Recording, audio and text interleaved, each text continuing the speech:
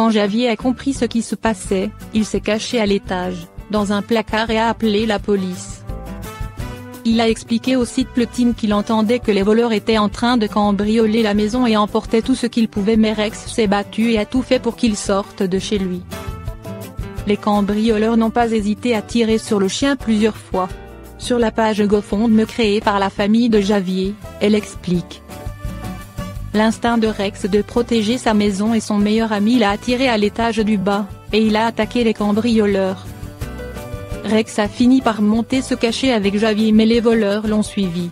Quand ils se sont approchés du placard dans lequel se cachait l'adolescent, Rex est sorti avec le peu de force qui lui restait et s'est jeté sur eux, car il savait que mon neveu était en danger.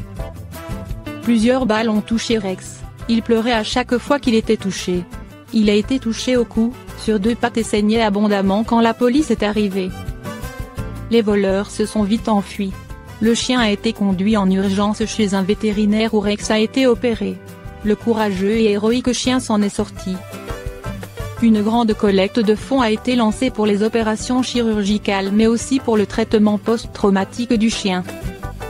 Rex a reçu de la part de PETA le prix du chien héroïque pour être allé au-delà de son devoir, au prix d'un grand risque personnel, afin de protéger sa famille des voleurs.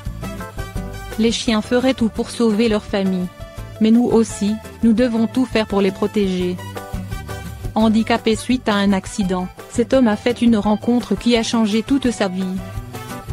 Amputé d'une jambe, il perd goût à la vie jusqu'à ce qu'il entende parler d'une chienne à 3 pattes ayant désespérément besoin d'amour. On peut dire que ces deux-là se sont bien trouvés. Alors que la vie ne les a pas épargnés, les voilà prêts à repartir du bon pied. Ensemble, eux pourtant tous deux handicapés, ils vont puiser la force et la joie de vivre qui leur ont été brutalement ôtées. Pour John Hopkinson, un Britannique âgé de 43 ans, la vie a basculé en 2016 lorsqu'il est tombé dans une issue de secours et a dû être amputé de la jambe. Celui dont la vie a changé pour toujours, comme le rapporte Metro UK, a immédiatement compris qu'il souhaitait adopter Popsy sans même la rencontrer au préalable. Il a entendu parler de la chienne lors d'une rencontre fortuite avec un volontaire du Pointé Rescue Service de l'hôpital Salisbury qui lui a relaté sa terrible histoire. Popsy a vécu durant des années maltraitée et affamée en Turquie.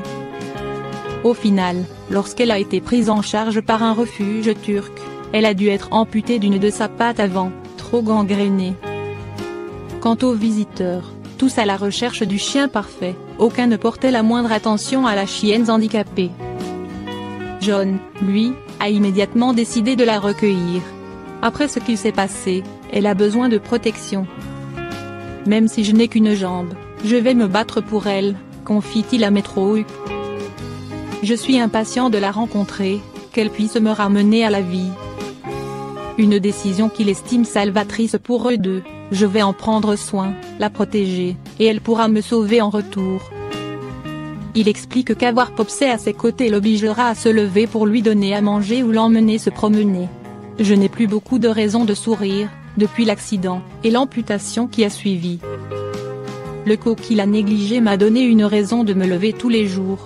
Je suis impatient de la rencontrer, qu'elle puisse me ramener à la vie.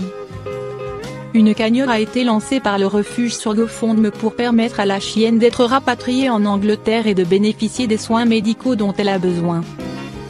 Et alors que l'objectif fixé était un 500 livres sterling 1691 €, la cagnotte, toujours ouverte, atteint déjà 1800 livres sterling 2030 €. Le blues de la rentrée chez le chien, comment lui, réapprendre à rester seul. Alors que tout le monde reprend le chemin de l'école ou du travail, les chiens, eux, doivent rester seuls à la maison. La routine doit se réinstaller, et l'animal doit réapprendre la solitude. Voici comment faire pour éviter le blues de la rentrée chez le chien. Après 2 mois de vacances, de beau temps, de découverte de nouveaux espaces, de promenades et de câlins à n'en plus finir, retour à la réalité.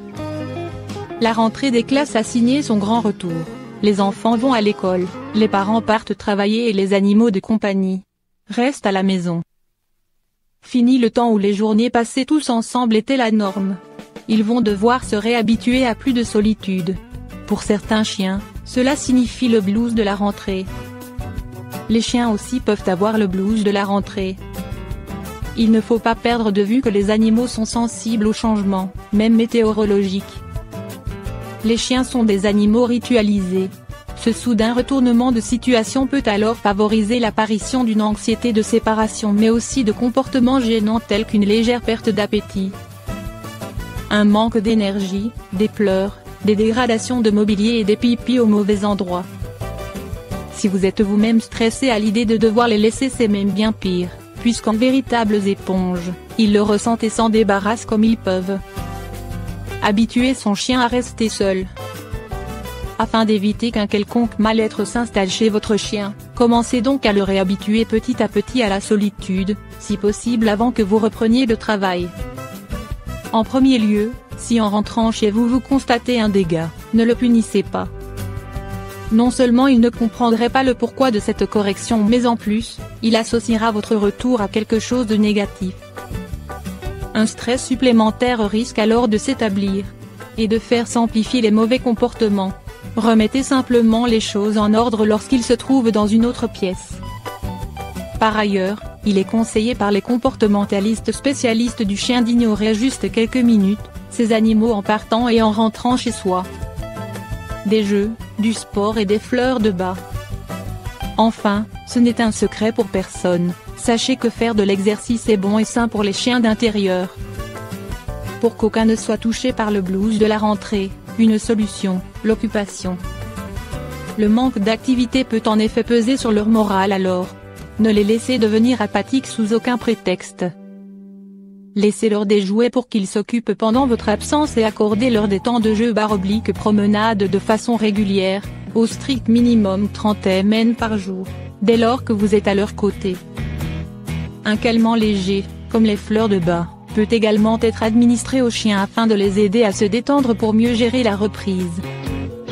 Si toutefois il s'avère que cette période de cafard s'éternise, il faudra envisager de les emmener consulter un comportementaliste / ou un vétérinaire.